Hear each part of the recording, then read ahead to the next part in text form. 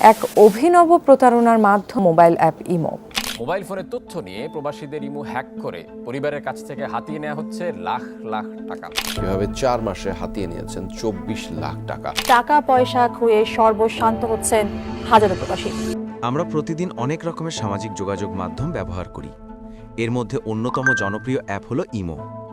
The daily স্টারের তথ্য অনুযায়ী ইমোর মাসিক সক্রিয় ব্যবহারকারী প্রায় 20 কোটি। এর মধ্যে 5 কোটি ব্যবহারকারী বাংলাদেশি। শুধু 2023 সালেই বাংলাদেশিরা ইমোতে করেছে প্রায় 9,000 কোটি কল। ইন্টারনেট কম খরচ হয়, দুর্বল নেটেও কথা বলা যায়। এই কারণেই প্রবাসী ও গ্রামের মানুষের কাছে ইমো এত জনপ্রিয়। কিন্তু দুঃখজনকভাবে এই জনপ্রিয় অ্যাপকেই এখন অপরাধীরা ব্যবহার করছে প্রতারণার হাতিয়ার হিসেবে। উদাহরণ হিসেবে মেহেরপুরের এক প্রবাসীর স্ত্রীর কাছে একদিন স্বামীর ইমো নাম্বার থেকে আসে একটি মেসেজ। লেখা, আমি সৌদি আরবে পুলিশের হাতে ধরা পড়েছি, বাঁচাতে হলে দ্রুত টাকা পাঠাও।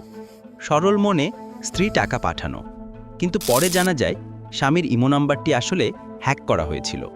আরেক ঘটনায় নাটোর থেকে ধরা পড়ে এক প্রতারক চক্র। তারা ইমোতে ভুয়া প্রোফাইল বানিয়ে প্রেমের সম্পর্ক গড়ে তুলত, তারপর অশ্লীল ভিডিও রেকর্ড করে ব্ল্যাকমেলের মাধ্যমে অর্থ হাতিয়ে নিত। এমন প্রতারণা প্রতিদিনই বাড়ছে।